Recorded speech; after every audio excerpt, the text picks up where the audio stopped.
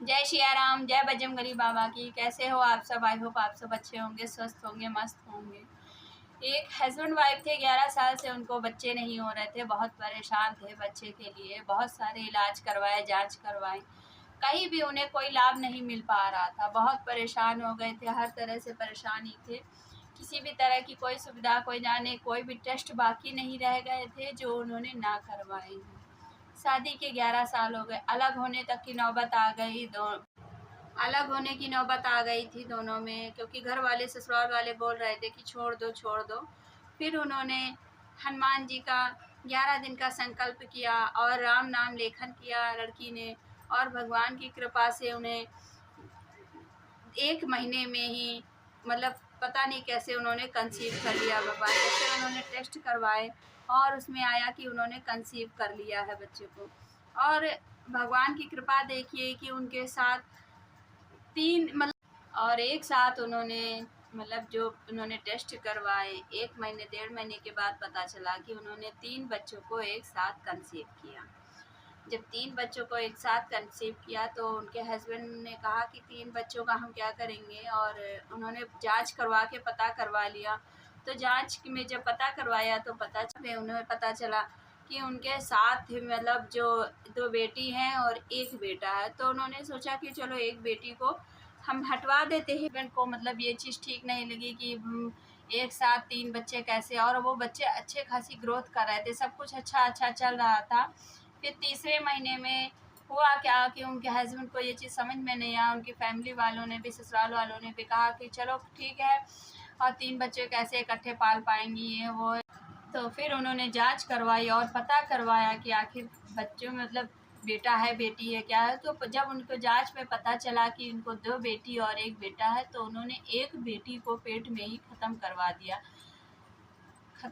दिया। जिससे कि हुआ क्या कि मतलब इन्होंने सोचा कि हम 1 बेटी और 1 बेटा रख लेते हैं। जिससे हुआ क्या कि उन बच्चों की ग्रोथ काफ़ी ज़्यादा कम हो गई। वो जो इन्फेक्शन था उन दोनों और बच्चों में भी लग गया। और इन्फेक्शन होने से हुआ क्या कि जब उनकी मतलब डिलीवरी थी, वो 7 मंथ में ही करवानी पड़ी। वो बच्चे ग्रोथ नहीं कर पा रहे थे और बड़ी मुश्किल से जैसे तैसे ऑपरेशन, औरत मत समझिए, सीजीरियन करना पड़ा और उन बच्चों को बाहर निकाला गया। और जैसे तैसे करने के बाद में मतलब वो लेडीज़ थी, समझिए मरने की कगार पे आ गई। फिर मायके वालों ने कहा कि अब हम अपनी बेटी को नहीं भेजेंगे। तो ये मतलब ये था ना कि भगवान की भक्ति करने से इतने सालों बाद कि उनको बच्चा तो मिला, पर उस बच्चे को भी उन्होंने कद्र ना करके क्या किया कि भगवान ने उनको एक साथ, बताइए, 3-3 बच्चे के माता पिता बनने का, और अपनी ही गलती के कारण उन्होंने अपने तीनों बच्चों को खो दिया। एक को तो उन्होंने जानबूझकर खोया और 2 बच्चों को उन्होंने अपनी ही गलती के कारण खो दिया।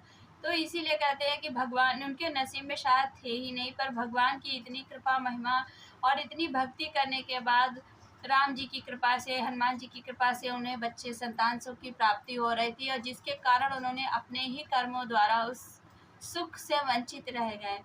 तो देखिए, भगवान जो हमारे नसीब में नहीं होता है वो भी हमें देते हैं, पर हम अपनी गलती के कारण ही उसे खो देते हैं। तो मतलब जिसके जीवन में सालों से अंधियारा था, कि जिसके जीवन में खुशी की कोई लहर नहीं थी, 11 साल से परेशान थे, भगवान ने उन्हें दिया भी। तो देखिए कि मतलब उन्होंने अपनी ही गलती के कारण उस चीज़ को खो दिया। और अब उन दोनों में मतलब ये हो गया कि मायके वाले भी इतना ज़्यादा नाराज़ हो गए कि अब उस लड़की को भेज नहीं रहे हैं। तो ये मतलब भगवान ने उन्हें दिया भी, पर उन्होंने उसकी कद्र नहीं जानी, क्योंकि पति नास्तिक था और पत्नी वो नहीं चाहती थी कि ऐसा हो। लेकिन फिर भी ऐसा करने पर देखिए आज दोनों ही, और वो पत्नी समझिए मरने की बिल्कुल कगार पे आ गई थी।